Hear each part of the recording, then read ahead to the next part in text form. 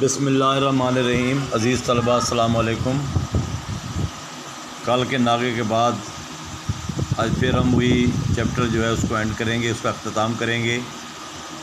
Chapter number 8 हवाई। मैंने आपको बताया था कि बहुत इम्पोर्टेंट है और इसमें हमने पढ़ा था पैराग्राफ 50 पेज पे, लास्ट पैराग्राफ है कि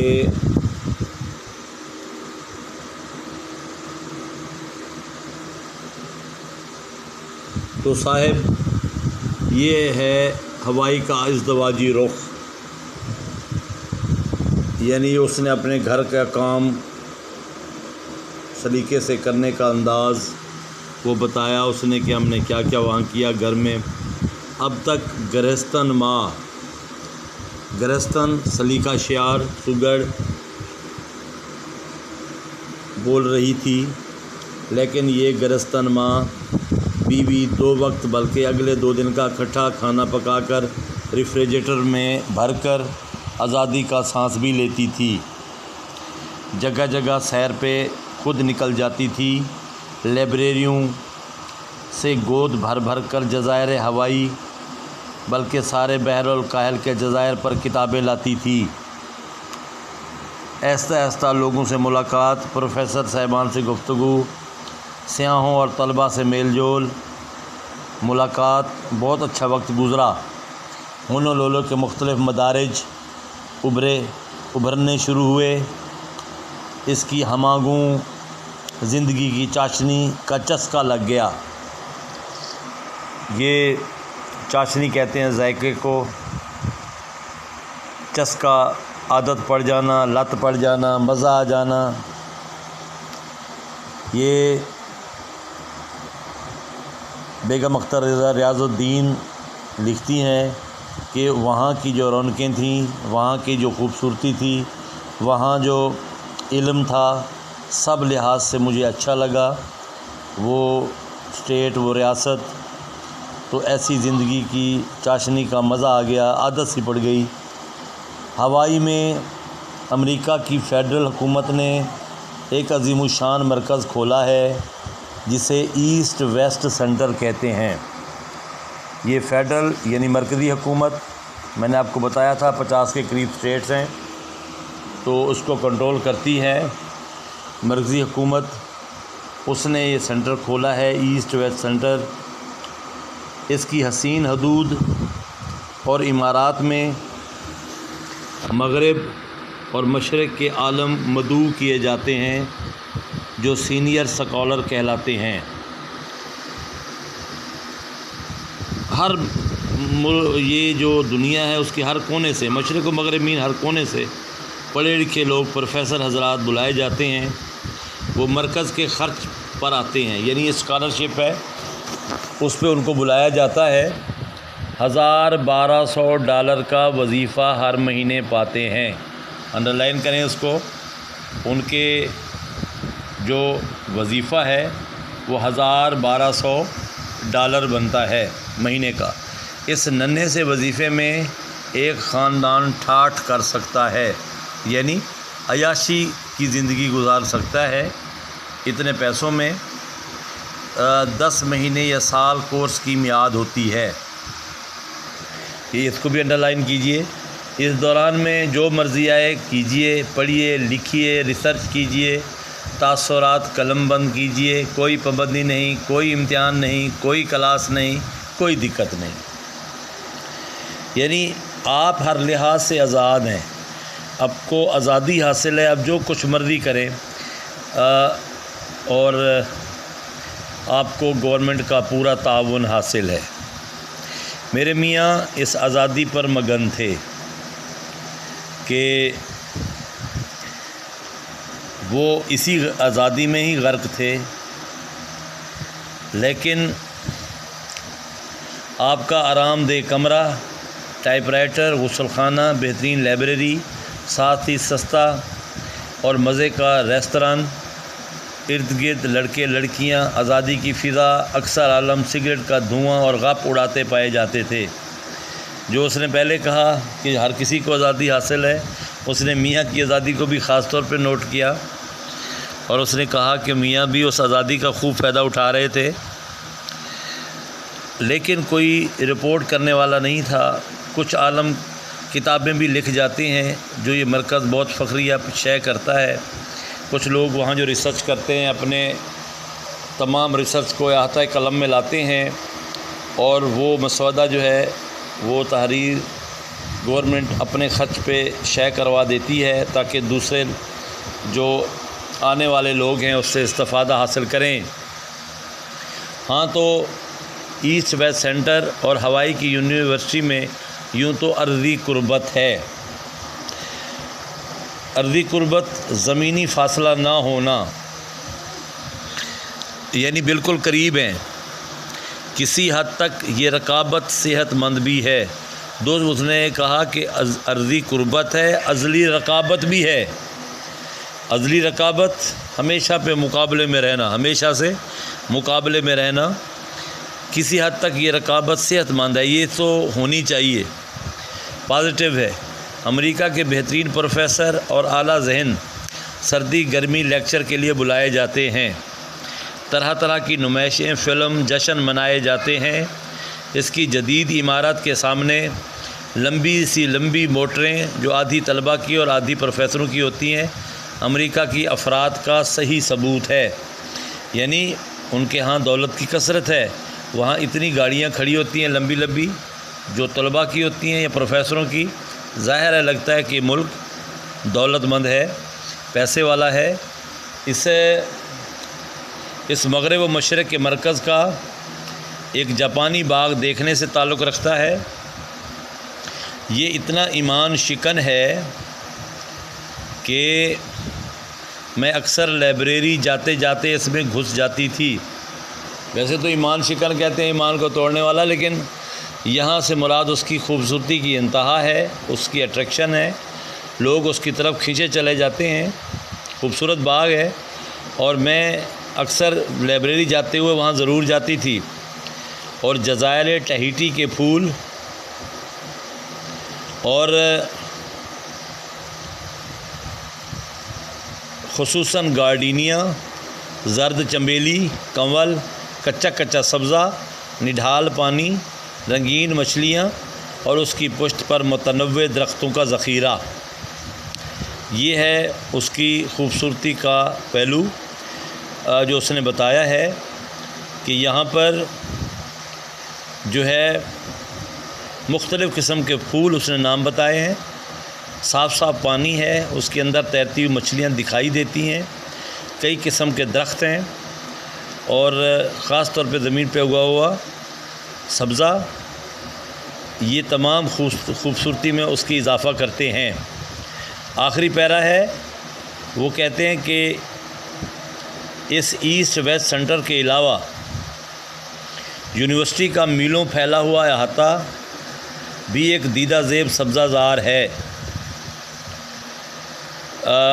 یعنی آپ اس میں وہ بتاتے ہیں کہ اس کے ایسٹ ویسٹ سینٹر کے علاوہ یونیورسٹی کا میلوں یعنی بہت زیادہ احاطہ ہے، رقبہ اس کا زیادہ ہے، دیکھنے کے لائق ہے۔ جو سبزہ زار میدان ہے، اس کے سبزہ زار جو میدان ہے، ہر قدم پر گل آویزاں پھولوں کی قطاریں لگی ہوئیں، پھول لگے ہوئے قطاروں میں، اور بتدریج باڑیں، ان کی حفاظت کے لیے باڑ لگی ہوئی۔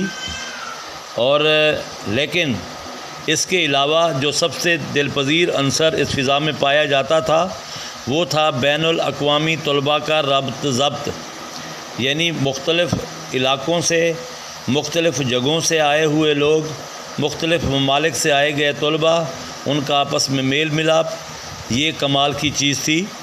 جنوبی بحر الکاہل سے لے کر جاپان اور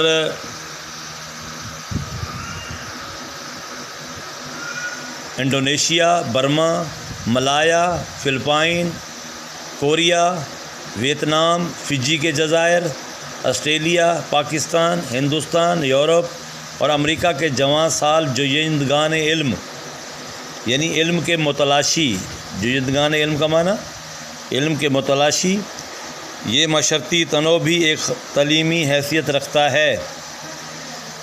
تنوع معنی قسم قسم کا، رنگا رنگ، ہر کسی کی کا رہن سہن، ہر کسی کی عادات، ہر چیز مختلف ہے۔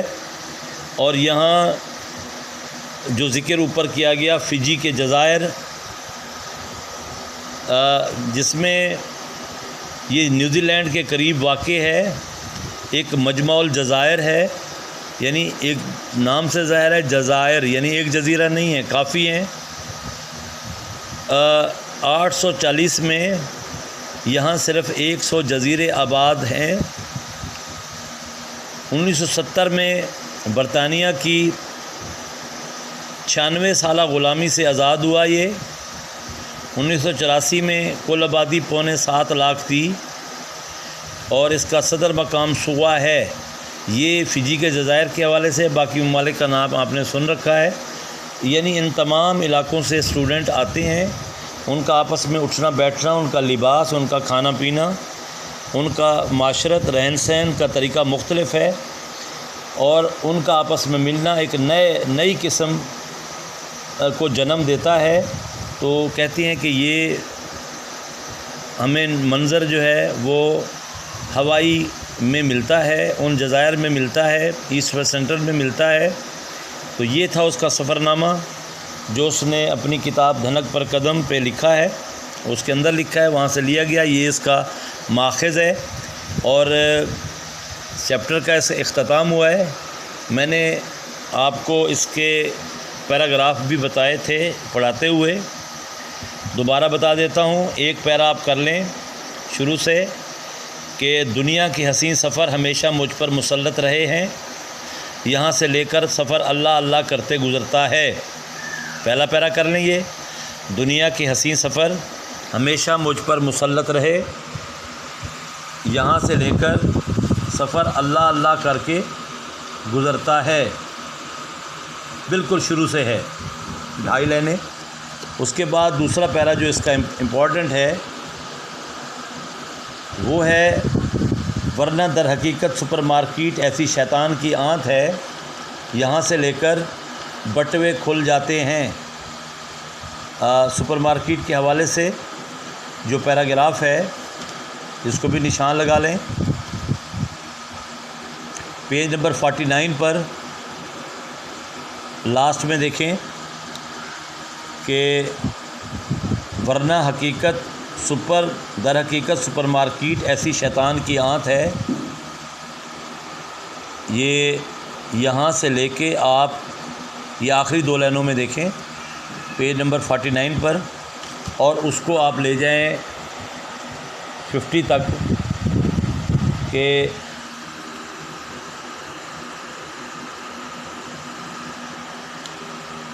عورت کی آنکھیں اور بٹوے کھل جاتے ہیں۔ نیکسٹ پیرا جو ہے اس کا وہ اینڈ سے ہے، تو صاحب پیج نمبر 50 کا آخری پیراگراف جو ہم نے ابھی پڑھا ہے، تو صاحب یہ ہوائی کا ازدواجی رخ تھا، یہاں سے لے کر چاشنی کا چسکا لگ گیا یہاں تک۔ 3 پیرے ہو گئے۔ ایک پیرا میں نے آپ کو پڑھاتے ہوئے بتایا تھا، وہ ہے پیج نمبر 49 پر، آپ پیچھے چلے جائیں 49 پہ، شروع میں 2-3 لائنیں چھوڑ کر چوتھی لائن سے ہے کہ ڈھلتے سورج میں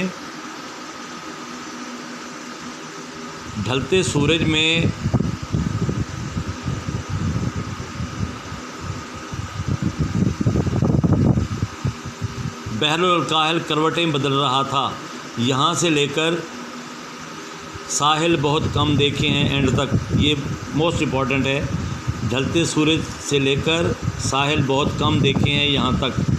تو یہ پیراگراف ہیں، ان میں سے کوئی ایک پیراگراف بھی آپ کیجئے گا اور اس کا خلاصہ بھی آپ یاد کریں گے اور خلاصہ لکھ کے پھر مجھے آپ سینڈ کریں گے.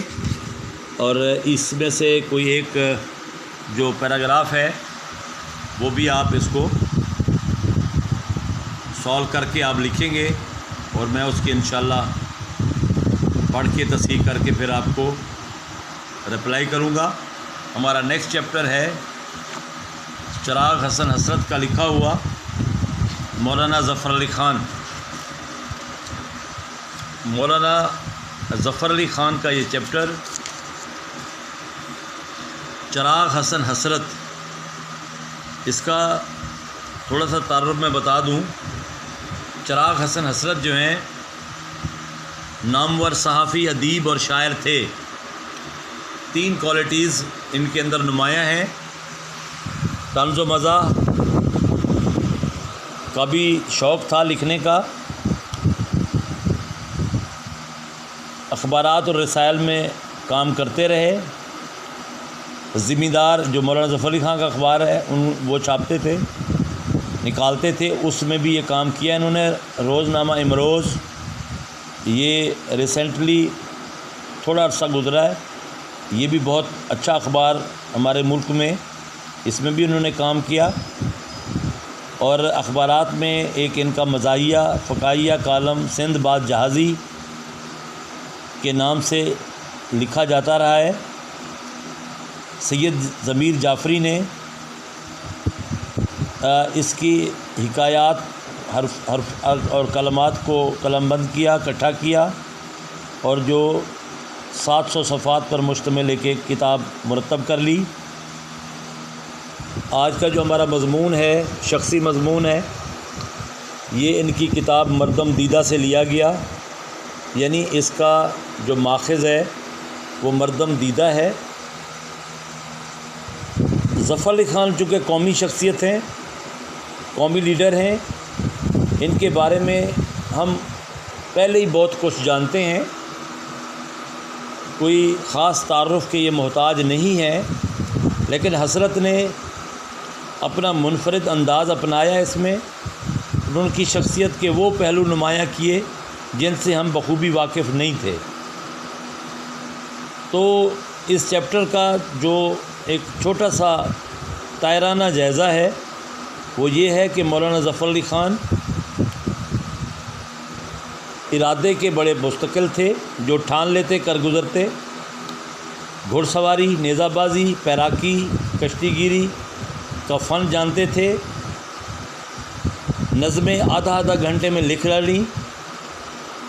اچھا شعر کہتا کوئی یا کوئی اچھا مضمون لکھتا اس کو انعام دیتے، حوصلہ افزائی کرتے.